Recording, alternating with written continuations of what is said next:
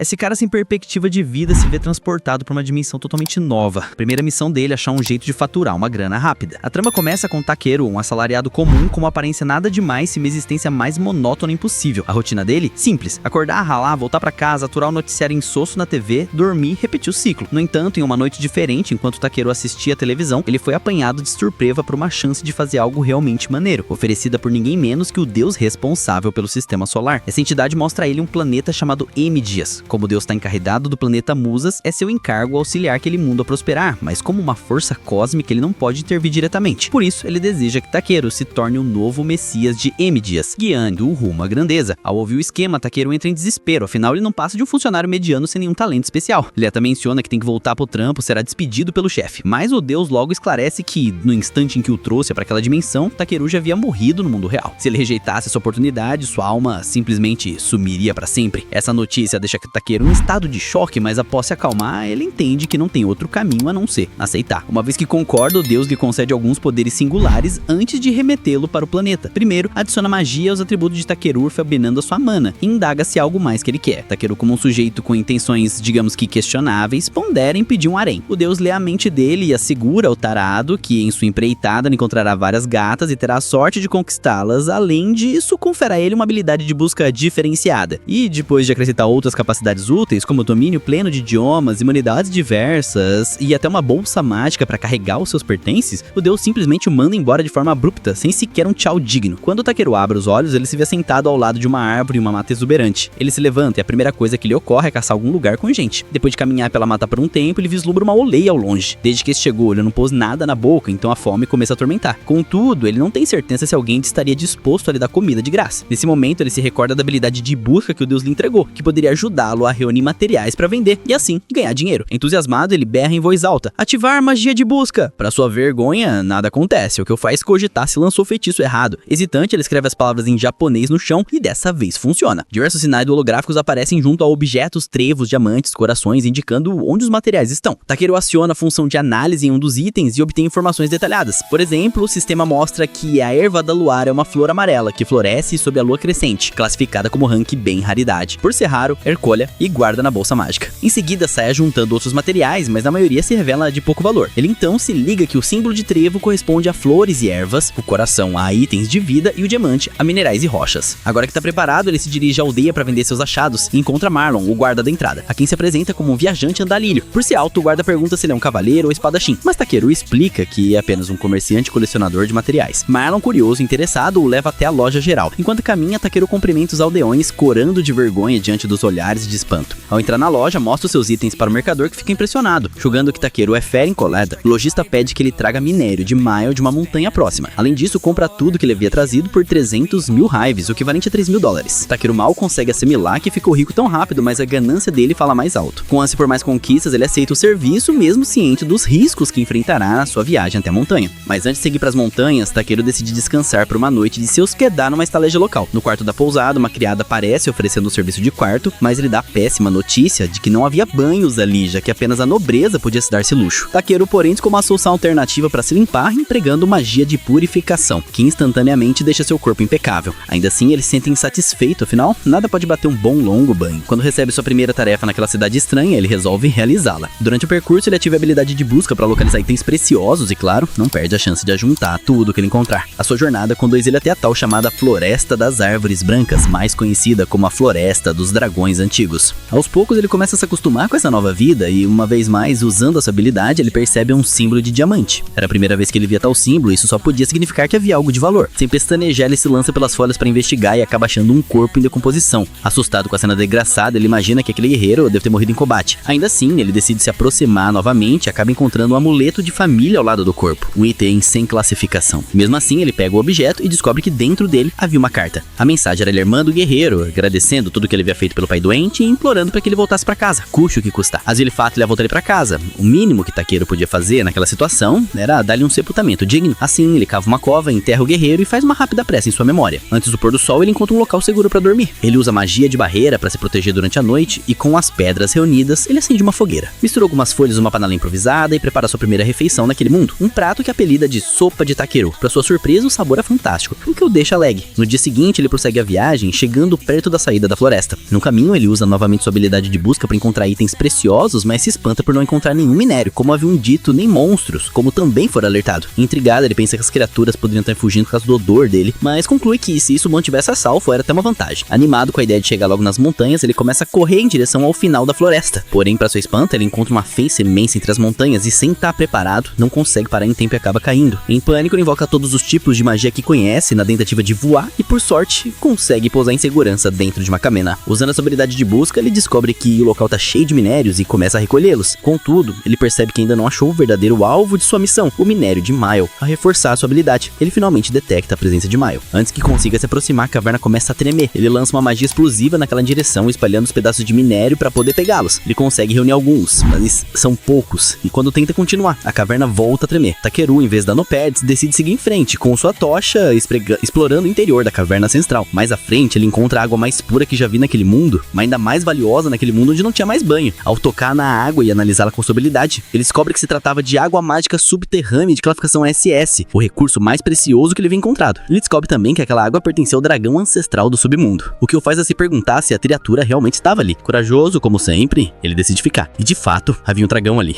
Seu poder desperta a criatura, que ruge, se distinguindo sobre quem o havia perturbado. Mas Takeru estava tão distraído que nem ouviu sua voz de imediato. Irritado, o dragão emerge em toda a sua imponência, a água respinga em Takeru, mas ele permanece firme. Percebendo a fúria do dragão, ele inclina-se em sinal de desculpas e pede perdão. Afinal, tinha até se encurvado inúmeras vezes em sua vida de assalariado e agora se estava fazendo diante de um dragão. Ele se apresenta como humano e reforça seu pedido de desculpas. O dragão, por sua vez, revela seu nome Voldius e pergunta quem era aquele homem. Para ele, a quantidade de mana de Takeru fora suficiente para despertá-lo, que indicava seu poder estar no mesmo patamar que o dele. Mas Takeru rejeita seu elogio. Ainda assim, Voldius, ou V, como Takeru apelida ele, pede um favor. Ele revela que devido à estagnação da água, o seu ovo ainda não havia chocado. Então V pede que Takeru use sua mana para chocar o ovo. Em troca, ele revela possuir um pouco de minério de Mile e promete entregar a ele. A oferta é irresistível, ainda mais considerando o valor gigantesco que tal recompensa teria. O problema é que Takeru não tinha ideia de como chocar um ovo. Voldius o instrui para simplesmente canalizar sua mana dentro dele, calculando que, por se tratar de um ovo, ele poderia também aquecê-lo. Takeru faz isso, mas de repente um poder estranho envolve e o sufoca. Ele escuta a gargalhada alta de V e entra em pânico, imaginando se o dragão havia planejado aquilo apenas para matá-lo. Desesperado, ele cai na água e começa a se afogar. Furioso por ter recebido uma segunda chance de vida e ainda assim tá prestes a morrer, sem sequer conhecer de verdade aquele novo mundo. Quando ele fecha os olhos, uma figura surge diante dele. Ele pensa que talvez seja o Deus novamente, mas rapidamente nota que nos parece em nada com a divindade que havia encontrado. Essa criatura comenta que ao ver um dragão, a maioria das pessoas só corre ou tem mania, e porque intencionalmente encontrá-lo, Takeru é ousado demais. Diz ainda que a simples presença dele nesse mundo já é suficiente para mudar o destino natural das coisas, mas que já que Takeru deseja um parceiro corfo, ele terá exatamente isso. Takeru acredita estar morrendo e perde a consciência, mas acaba despertando algum tempo depois. Aliviado, ele olha ao redor e encontra V. Ao mesmo tempo, ele escuta o som de um choro infantil e não entende porque V fala de forma estranha. De repente, um pequeno dragão salta em sua direção e começa a lamber seu corpo. Assustado e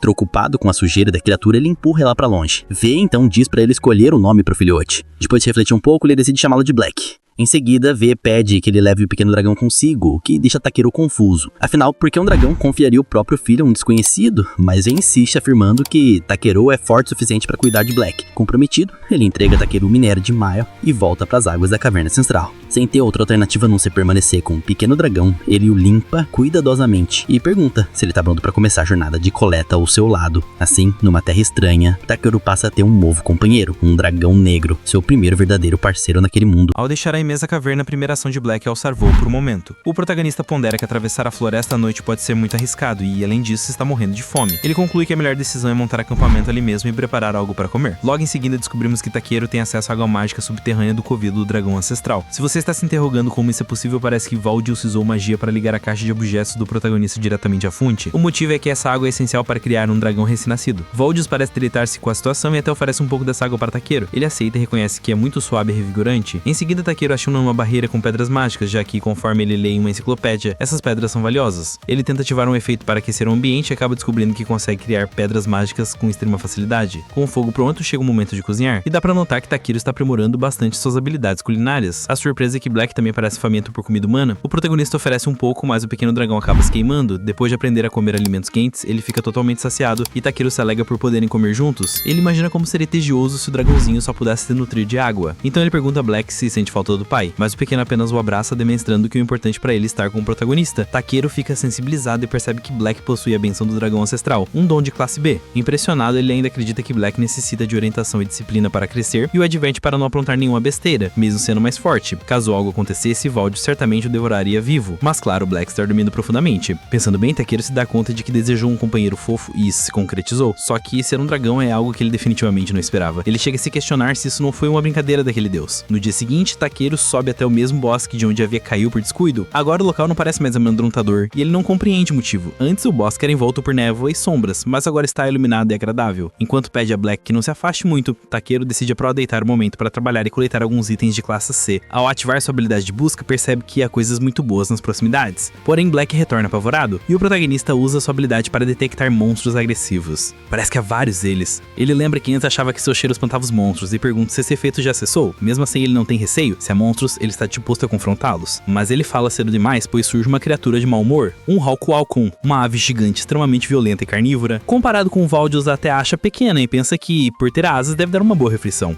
Ele emprega um feitiço de gelo para atingi-lo e planeja recolher o corpo depois. Em seguida aparecem outros inimigos, coiotes com cauda de serpente. É a primeira vez que vê algo assim, mas em vez de se assustar, Takeru só enxerga mais carne para farmar. Esse moleque vê a oportunidade em qualquer apuro. Ele decide usar a magia Quick para se mover mais rápido, Reduction para deixar o corpo mais leve e golpear os inimigos da sua maneira. Ele parece estar se divertindo e até comenta que ter pernas longas está sendo ótimo para lutar. Com todos derrotados, chega a sua parte predileta, coletar carne sem parar. Takeru considera que a coleta foi um sucesso, mas os monstros continuam surgindo. Como não pretende lutar eternamente, Black tenta levantar ele e sai voando, mas ainda não tem força suficiente a menos que Takeru use o Reduction. Com isso, eles finalmente alçam voo pelos céus. Takeru alerta que estão subindo demais e o dragãozinho apavorado acaba largando o protagonista. O resultado é uma queda absurda. Ele não acredita que sobreviveu e, ao abrir dos olhos, vê o pequeno dragão observando com expressão de preocupação. Ele reconhece a área, é o mesmo lugar onde havia acampado. Ele pergunta a Black a que velocidade ele estava voando, mas obviamente o dragãozinho não sabe responder. Mas mesmo assim, ele lembra que ainda é humano e pede para que da próxima vez vá com mais calma. O protagonista comenta. Ele menciona que a região é formada por uma ramificação de Yggdrasil, uma árvore lendária muito notória. Black estopra um pouco do seu hálito carregado de mana sobre um galho e o ramo se transforma completamente diante deles. Mesmo tentando aplicar lógica ao que vê, Takeru não compreende o que acaba de acontecer. O que ele sabe é que ele não quer parecer um coletor com cajado porque acha que o faz parecer um mago exibidor.